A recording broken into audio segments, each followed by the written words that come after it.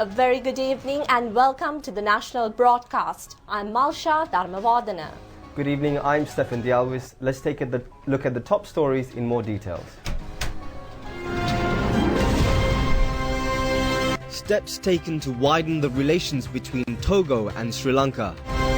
The people who declared that they will improve their education could not do so because they were not skillful, says the Prime Minister. The national television was taken over by the Defence Ministry because unlawful recruitments were done, states the chairperson. The request for the extradition of Arjun Mahendran officially submitted to Singapore. For the control of terrorism, Japan provides equipment worth 1,600 million rupees. A new planet discovered said to be with water-based steam.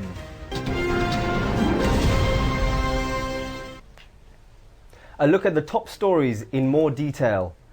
Togo's President Faure Ezozima Ignasingbé, who is on a two-day official visit to Sri Lanka, discussed expanding trade and investment ties between the two countries when he met with Sri Lankan President Maithripala Sirisena at the Presidential Secretariat yesterday. On his arrival at the Presidential Secretariat, President Faure Ignasingbé was warmly welcomed by President Sirisena. President Sirisena said the Togolese President's visit to Sri Lanka is a great boost to the economic, trade and investment ties between the two countries. President Faure Ignasingbé said he will be meeting with the leading Sri Lankan businessmen tomorrow, and at the meeting he will invite Sri Lankan businessmen and investors for new investment opportunities in Togo. He added that steps will be taken especially to provide more facilities for the businessmen in the garment industry. President Sirisena briefed his Togolese counterpart on the successful measures taken by the government and the security forces within a short period of time to combat terrorism, surfaced with the terrorist attacks on the 21st of April. President Faure Ignasingbé expects to discuss Sri Lanka's progress in tackling terrorism at the International Terrorism Conference, which is to begin in Togo next Saturday.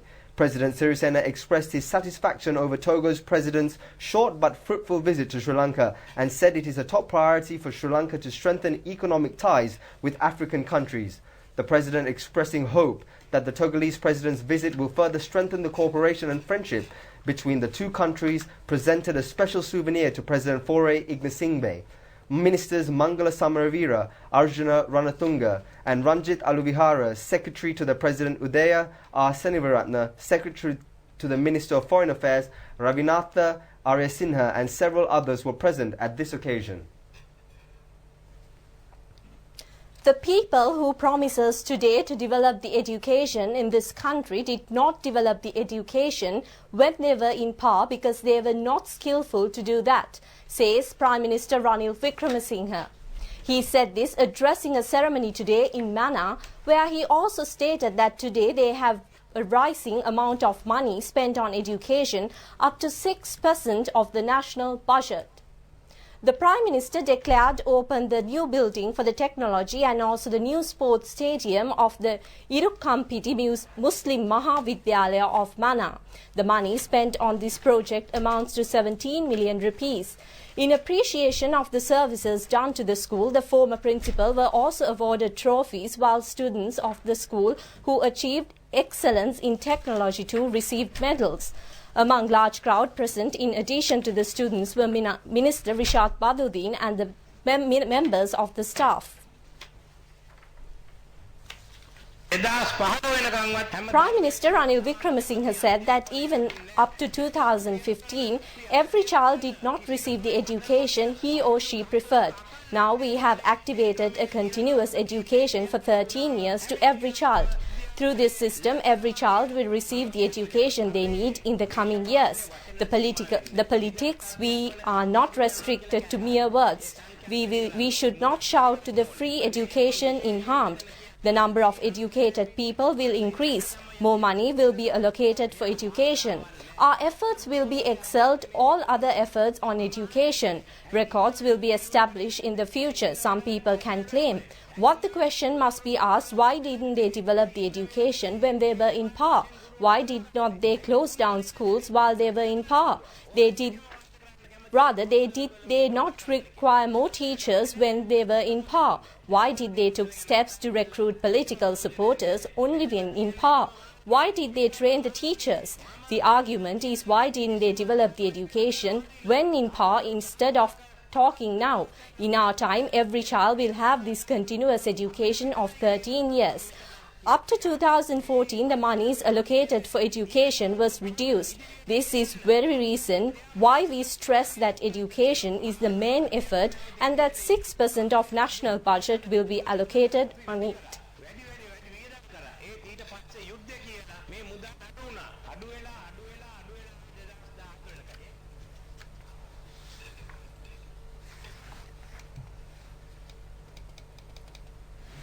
The national television was taken over by the Defence Ministry to prevent the breakdown of peace in the technical division and the breakdown in the administration, says the chairperson of Sri Lanka Rupavahini Corporation, Inoka Satyangani Kirtinanda.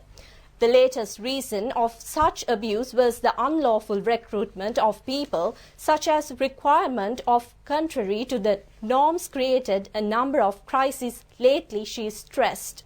This was stated by the chairperson during a media briefing held at the national television premises this afternoon. The chairperson of Sri Lanka Rupavahini Corporation, Inoka Satyangani, said that I was appointed to the position of chairperson of Sri Lanka Rupavahini Corporation on 17th of May by former Minister of Mass Media Mangala Samaravira, then acting on the 27th of December 2018, I was appointed again following the proper procedure of appointing high officials. Subsequently, several attempts were made to appoint some other persons on this post. Then again, last Friday, we were informed of another person to be appointed as the chairman of the national television. The letter of appointment was brought to us by the working director of the ITN, Kalum Palita Maitri Ratna. I inquired from the president regarding this matter. I got to know that he is not aware anything about this appointment. Then I inquired from a member of the committee who makes such appointments. He responded by saying he is not aware of such an appointment. As such, there were no legality in that appointment. There were no legal intimidation for me to leave my post. Kalumpalita Mahi Ratna arrived with several other persons and tried to intimidate my staff, forcing them to issue a letter immediately that he has taken over duties. Those persons remained in a room in my office. When they made further forceful efforts, some of my staff members directed a fact to the Ministry of Mass Communication. On Monday, they returned with an ITN camera crew and were threatening our security personnel to allow them to come into the national television premises. That very afternoon, we got to know that the President has issued a gazette notification to the effect that the President has taken over the national television under the Ministry of Defence. What should be investigated are the reasons why the first citizen of the country took this decision for the Defence Ministry to take over. In the rating, national television was lying in the 8th position. Under my chairmanship, it achieved the number 6 position. As such, you should decide whether this is demotion on ratings. I had been claimed that the Treasury in releasing 40 million rupees monthly to the national television. This is called money I just stated we have not received. From last January, we functioned without receiving any aid or help from the government. It is in the same manner as any other television channel that the national television also earned the revenue. However, as the national television, we have great amount of responsibility. SLRC requires over 67 million rupees per month for salaries. For the maintenance of the institution, there should be expenses over 200 million. රාජ්‍ය ආරක්ෂක අමාත්‍යාංශයට මෙම ආයතනය පවරාගත්තා කියලා. මම හිතන්නේ ඇත්තටම මේ ආයතනයේ රාජ්‍ය ආරක්ෂක අමාත්‍යාංශයට යාම පිළිබඳව නෙමෙයි අපි හොයා බලන්න ඕනේ. රාජ්‍ය ආරක්ෂක අමාත්‍යාංශයේ යටතට ඊටාම කෙටි පැය ගාණක් තුලදී රටේ පළවෙනි පුරවැසියාට ගන්නට පාදක වූ හේතුව මොකක්ද කියලා හොයන එකයි මම හිතන්නේ මාධ්‍යකරුවන් හැටියට ඔබ සියල්ලන්ම කළ යුත්තේ. මේ නාලිකාව පහුගිය අවුරුදු කිහිපය තුළ තිබුණේ අංක 8. ඊට පස්සේ අංක 7ට ආවා. හරියටම අපේ නව පාලන අධිකාරිය කියන්නේ මගේ සභාපති ධූරය තුල මේ නාලිකාව අංක 6ට පැමිණියා. එතකොට ඕගොල්ලන් ඔබ සියල්ලම තේරුම් ගන්න අංක 8 ඉඳලා 6ට පැමිණීම කඩා වැටීමක්ද වර්ධනයක්ද කියලා. තවත් අසත්‍ය තොරතුරක් කියලා තිබුණා අපිට මිලියන 40ක රාජ්‍ය භාණ්ඩාගාර අරමුදලක් ලැබෙනවා කියලා මාස්පතා. ඒ මුදල 2019 ජනවාරි 1 වෙනිදා සිට මේ දක්වා අපිට ලැබුණේ නැහැ. සතයක්වත් ලැබුණේ නැහැ. එතකොට ජනවාරි මාසයේ පටන් මේ දක්වාම අපි කිසිදු සතයක්වත් නොලබන රාජ්‍ය ආයතනයක් කියන්නේ රජයේ කිසිදු අරමුදලක් නොලබන රාජ්‍ය ආයතනයක් විදිහට තමයි පැවතුනේ. කොටින්ම දෙරණ ටීවී නාලිකාව හෝ හිරු ටීවී නාලිකාව හෝ සිරස ටීවී නාලිකාව හෝ සියත ටීවී නාලිකාව හෝ වෙනයම් ඕනෑම නාලිකාවක් තනියම තමන්ගේ ආදායම් උපයා ගන්න ආකාරයටමයි අපි මේ තනියම ඒ සටනට මුහුණ දුන්නේ. ඒ වගේම මම මෙහිදී කියන්නට ඕනේ මම ওই නම් කියපු අනිත් රූපවාහිනී නාලිකා වලට වඩා අපිට වෙනත් බර කන්දක් තියෙනවා අපි මත වැටුප් ගෙවීම සඳහා පමණක් මාසකට මිලියන 67කට වැඩි ප්‍රමාණයක් අපිට අවශ්‍ය වෙනවා. මේ ආයතනයේ මාසක් තුල නඩත්තු කිරීම සඳහා අපිට මිලියන 200ක මුදලක් අවශ්‍ය වෙනවා. අපි මෙහි සේවකයන්ගේ සියලු පඩි නඩි අපි નિયમિત දිනට හෝ નિયમિત දිනට පෙර ගෙවා අවසන් කරලා තියෙනවා. මම හිතන්නේ නමුත් මගේ Director General of Sri Lanka Rupavahini Corporation Saranga Vijayaratna said that personally it is believed that those who advise Minister Ruwan Wijayawardena is not providing him with correct facts and data. The latest fact regarding this information is the belief that set amount of 40 million rupees a month is still being released to the national television.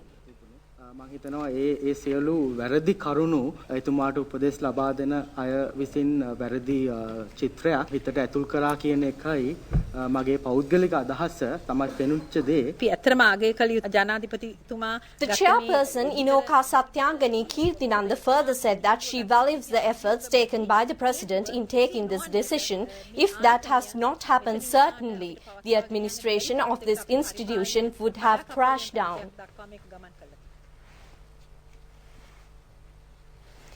An expeditious and a strong government must be established centered on the 10-point just principle of the governance, protecting the Sambuddha Sasana, says Minister Sajith Premadasa. He made this declaration when he joined the ceremony to bestow the Western Vahalkada of the entry of Asgiriya Mahaviharaya of the Malvatta chapter. The total money spent on construction of this Vahalkada entrance is 5.6 million rupees released from the Cultural Affair Funds. During this ceremony from the Malvatta chapter, a token of appreciation was bestowed on the Minister Sajith Premadasa in recognizing the immense service he had done to the Sasana, for which he had been awarded a title of honorary recently.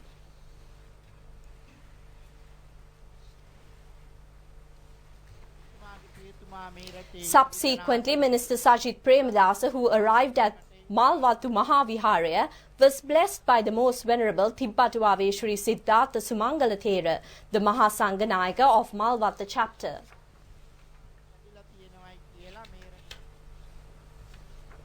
The Foreign Ministry has forwarded the 21,000-page extradition documents concerning former Central Bank Governor Arjun Mahendran to the Sri Lankan High Commission in Singapore, the Attorney General's Department said.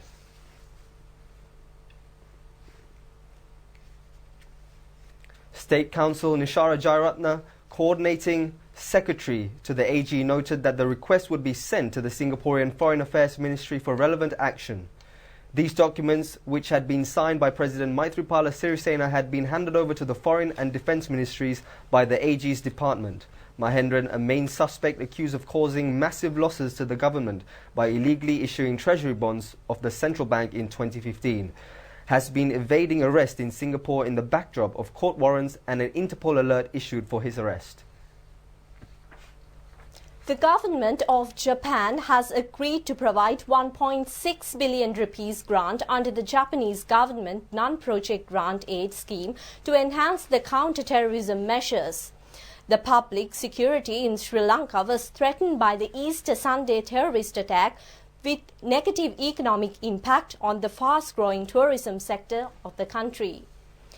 The grant will be utilized for the provision of necessary equipment to strengthen the capacity of Sri Lankan Police and Airport and Aviation Services Sri Lanka Limited on counter-terrorism activities.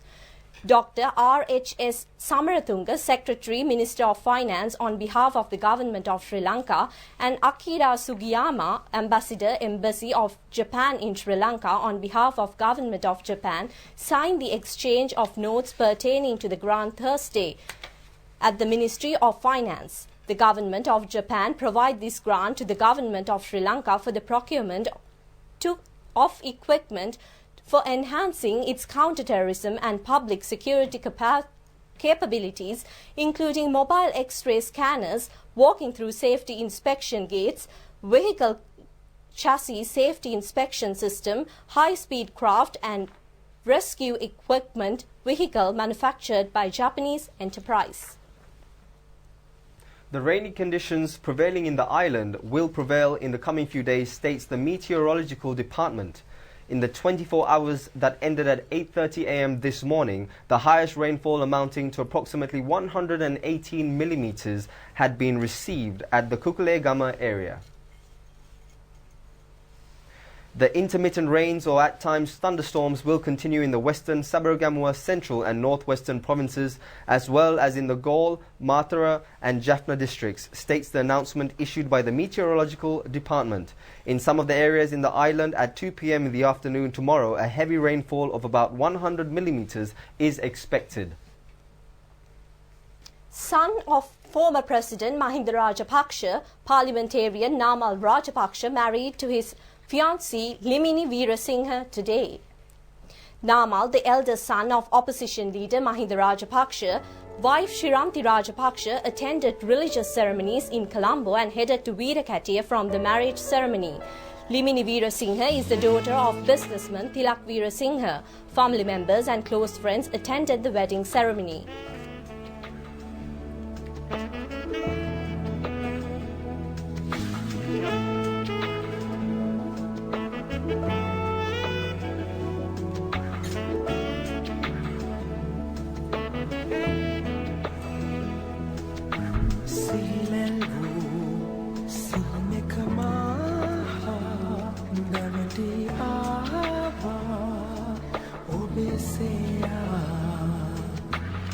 We continue with more local stories. 13 accused persons, including the chairman of the Avant-Garde Maritime Services Company, were ordered to appear in courts on the 27th of this month by the panel of 3 judges of the High Court. They are being accused of carrying on a floating armory in the Avant-Garde ship in the seas near Hikkadua from 7th of April 2014 to 6th of October 2015. This case was called up today before the 3-panel High Court judges that included Dhammika Ganepola, Aditya Patabendige and Manjula Thirakaratna. The Attorney General has notified the Acting Inspector General of Police in writing to present a further investigative report to the Magistrate Court of Mount Lavnia.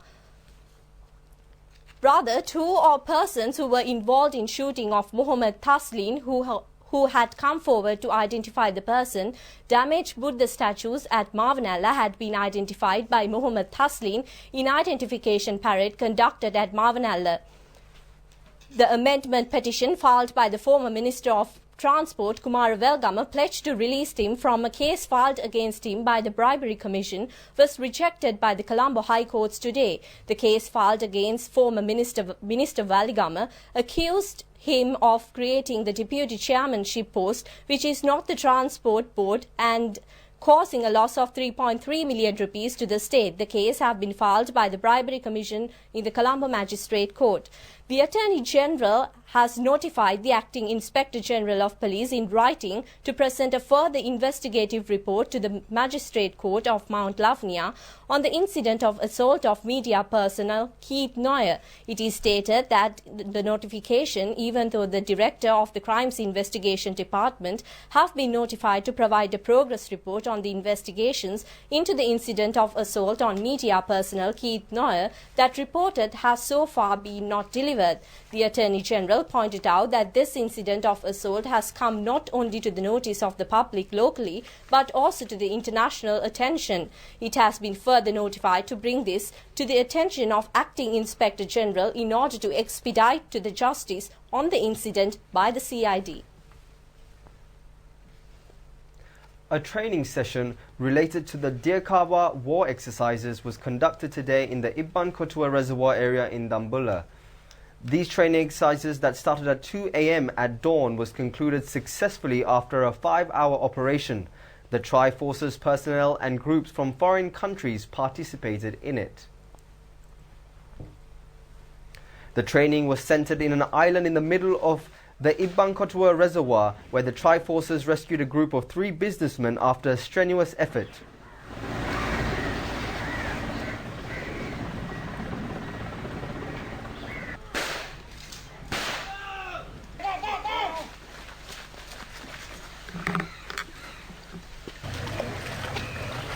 Airplanes and boats were utilized in this rescue attempt. The members of the army launched an attack on the terrorists who were keeping the 3 businessmen captive in the island, rescued the hostages unharmed, overcoming the terrorists in their efforts. The exercise included how the rescued hostages were brought ashore in a boat and sent off by air.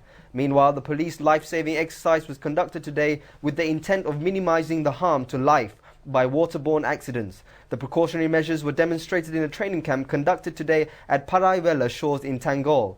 In these exercises, 1,000 school children were utilized in the demonstrative exercises using 40 lifeguards, where basic training was imparted relevant to the primary, first and principles. The correct rescue efforts during a disaster situation were demonstrated. The oldest and the largest archaeological museum in Anuradhapura was declared open today after being renovated. This is the largest and the oldest museum that the Department of Archaeology has in its possession. A sum of $150,000 have been provided by the American Ambassador Fund, while the Central Cultural Fund as well as the Sri Lanka Treasury too had provided finances for this project. The Central Engineering Consultancy Bureau and Sri Lanka Army supported the renovation effort. This museum celebrates its 60th year while it houses over 600 exhibits. Among those present were the chief incumbent of Ruwanvali Mahasaya, Venerable Pandita Pallegama Hemarathana Nayakathera, and a number of other Mahasangha and other religious leaders, and also Ambassador to Sri Lanka and Maldives, Elena B. Templitz, Director General of Archaeological Department, Professor P.B. Mandavala, and former Director General of Archaeological, Dr. Shiral Dharaniyagala. Connected to their past, and that visitors from around the world can better understand today's Sri Lanka. Like you, Americans cherish our heritage and value the legacy our history gifts generations. Today's event demonstrates the breadth and impact of the friendship between our two countries and shows that by celebrating the rich roots of our past, we create stronger ties for the future. The Ambassador's Fund for Cultural Preservation, or AFCP, is one way that the United States supports Sri Lanka's efforts to preserve its culture and its sovereignty. Thanks to AFCP grants, the Department of Archaeology was able to preserve these valuable artifacts in the Anuradhapura Museum and to make them available for public viewing. 6 persons, including the father and a brother of drug kingpin Muhammad Imran alias Kanjipani Imran, were arrested for attempting to give 2 mobile phones and 2 charges to Kanjipani Imran, who is at the Busa prison. Police said Kanjipani Imran's father, brother and 4 other relatives had visited him at the prison today, and they had tried to secretly hand over the phones and charges concealed in 2 lunchboxes. The arrested suspects were handed over to the Rathgama police. They were identified as residents of Maligawatha and Kolonava. Kanjipani Imran, who was arrested along with underworld figure Markandure Madush in Dubai, was remanded until September 20th by Colombo Chief Magistrate Lanka Jairatna on Monday for threatening a police officer over the phone. The 12th International Research Conference of Kotalawala Defence University commenced at the KDU Auditorium yesterday under the patronage of the Secretary to the Ministry of Defence. The chief guest of this two-day conference was retired General SHS Kotegoda. The conference, titled Challenges to Humankind in Face of New Technologies, is a world-class forum that brings professionals and researchers of various disciplines into a common platform, disseminating their valuable research funding. The conference includes workshop sessions, poster presentations and technical sessions of 9 disciplines, including defense and strategic studies.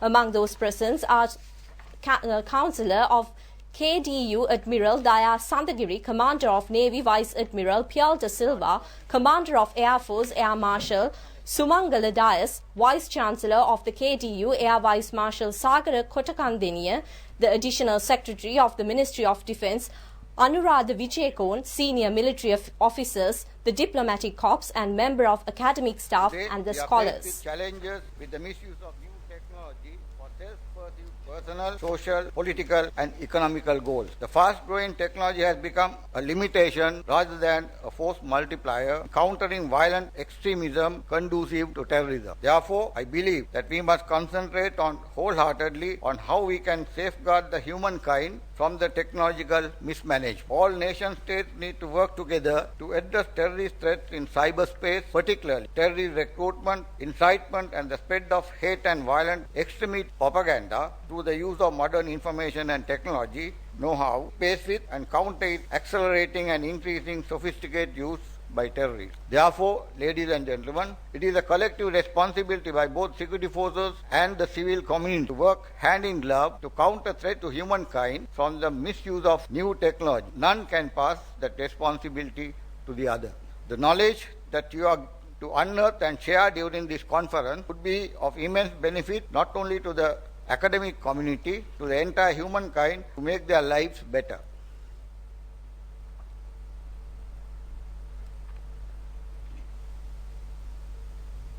The all-share price index closed at 5,825.54 points, increased by 4.70 points, and the S&P SL 20 index closed at 2,815.05 points, also increased by 9.52 points at the end of trading in the Colombo Stock Exchange today. Turnover was over 581 million rupees.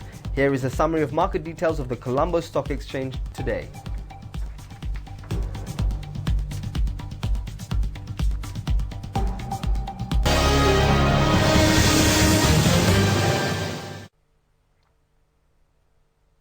Welcome back. Let's take a look at the sports news. India and Bangladesh will face each other in the finals of the Asian Youth One-Day Trophy. This decision has been taken by the umpires due to the inclement weather conditions that prevailed during the 2 semi-finals. The first semi-finals were to be between the Sri Lankan youth team and the Indian youth team at the Pisara Stadium, Colombo. The second semi-finals was billed to be conducted between Bangladesh and Afghanistan. However, due to the prevailing rains, the semi-finals were cancelled and India and Bangladesh were selected because they were in the forefront in their respective A and B categories. That's it for the news this evening. Have a good night. Good night.